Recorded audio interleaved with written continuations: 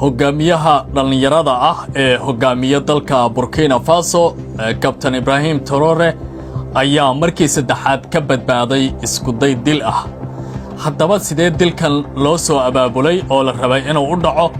weerarka la qorsheeyay inuu ka dhaco madaxtooyada Burkina Faso ayaan rabaa inaan idila wadaago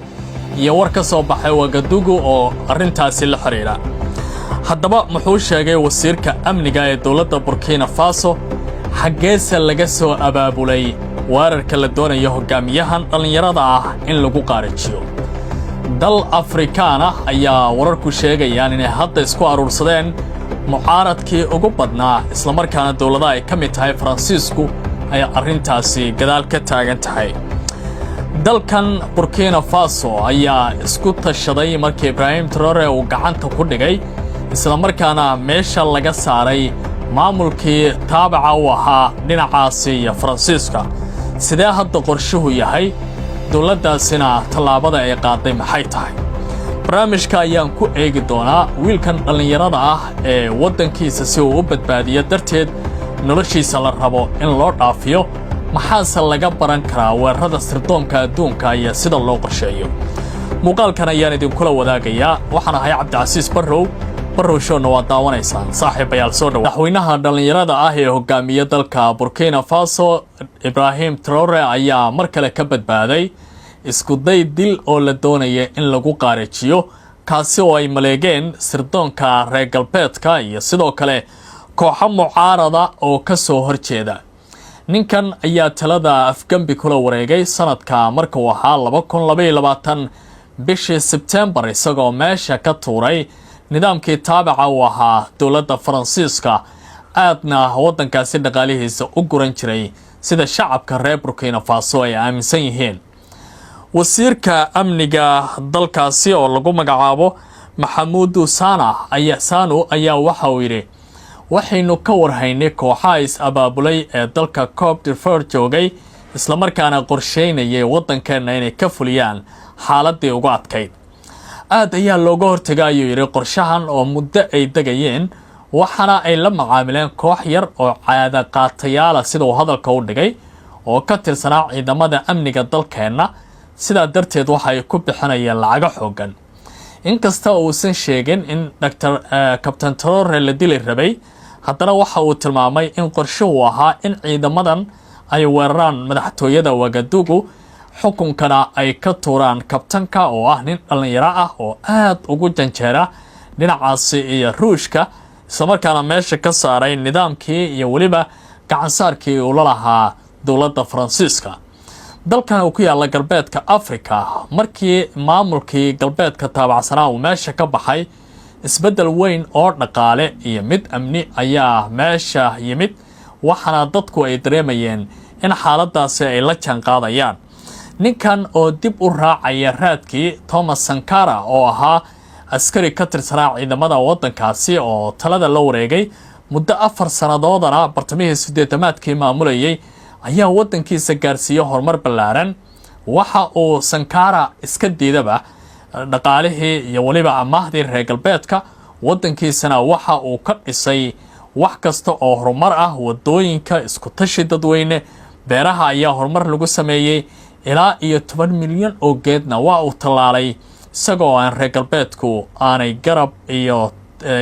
kaabid midna siinayn. ciidamada waddankiisa ayuu ka dhigay kuwa ugu qalab wanaagsanaa galbeedka Afrika. horumar weynna waa laga gaaray dhinaca horumarka iyo militarigaba sida wararka la daabacay ay tilmaamayeen.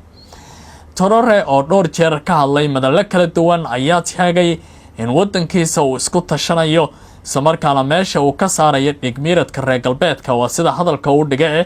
dadkiisuna ay isku filan yihiin Afrikana ay hodan tahay sabab Faransiisku ay u daba joogaanna aanay meesha ku jirin. markii wadamo ay ka mid tahay Mali, Burkina Faso iyo waliba dalal kale oo ku yaala qaaradda Afrika gaar ahaan galbeedka ay la wareegeen hogaamiyaal military ah oo nature bay ka mid tahay, waxa Faransiisku ay u muuqatay inuu gobolkii halkaasi ugu dumay isla markaana isaga baxeen deegaanadaasi. Traoré hadda waxa uu leeyahay dadkani waxay ka shaqeynayaan foodo.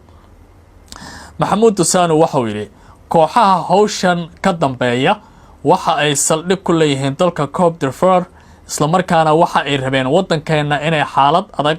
oo baaba ah oo basanbaas ay geliyaan waxa ka shaqeynayana waxay ahaayeen sirdoonka reer galbeedka hayar ayaan ula soconnay kadibna tartiib ayaan u qabanay kooxihii fidnawadayaashahana waan xirnay kuwii dibadda wax ka soo abaabulayana gabal ayaa ugu dumay goobta cadowgu ay fadhiyaan ee looga soo duulaya buu yidhi Burkina Faso dib u qeexidda isbahaysiga ayaa waxa ay noqotay galbeedka Afrika mid saameyntiisa leh dalal ay ka mid yihiin Burkina Faso iyo Niger iyo Mali ayaa waxay sameeyeen isbahaysi ballaaran oo loogu magac daray isbahaysiga gobolka Saaxil oo marka magaciisa la soo gaabay loo yaqaano AES kaasoo bishii September 2023 la dhisay kadib markii wadamadan ay isaga baxeen isbahaysiga dhaqaalaha galbeedka Afrika ee ECOWAS la oran jiray sidoo kale wararka waxay tilmaamayaan in kooxdan ay isaga baxeen waa saddexdan wadane ururgoleedka caalamiga ah ee francophoniska loo yaqaano marka magacooda la soo gaabay loo yaqaano OIF kaasi oo ay ku midoobeen wadamada taabica u ah Faransiiska ee uu gumaysto afka Faransiiskana looga hadlo haddaba ninkan dhalinyarada waxa isweydiinaysaa haddii wadankiisa uu maamulo maxay tahay sababta isaga loo beegsanayo wadankiisa waxaa laga guran jiray macdanta waxaana sidoo kale laga ilaalin jiray wax kasta oo horumar ah dhaqaalaha kaydka ah ee wadankiisa iyo dahabka uu haystana waxay yaaleen bangiga Faransiiska uu leeyahay taas oo waajib ku ah guud ahaan wadamada Faransiiska ka hoos baxay ee uu gumaysan jiray in lagu sameeyo ninka markii uu talada yimid waxa uu guud ahaan meesha ka saaray dhammaan arrimahaasi waxa uu xiray idaacadihii kala duwanaa ee reer galbeedka oo ay BBC-da iyo warbaahin kale ka mid ahayd isagoo yiri waa afka gumaystuhu kula hadla dadkeena sida daraadeed imberaaliyada reer galbeedka ma rabno inay halkan ka shaqeyso iyadoo marka arrimahaasi ay taagan yihiin hadda wadamada ku yaala galbeedka waxaa tusaale u noqotay saddexdan wadan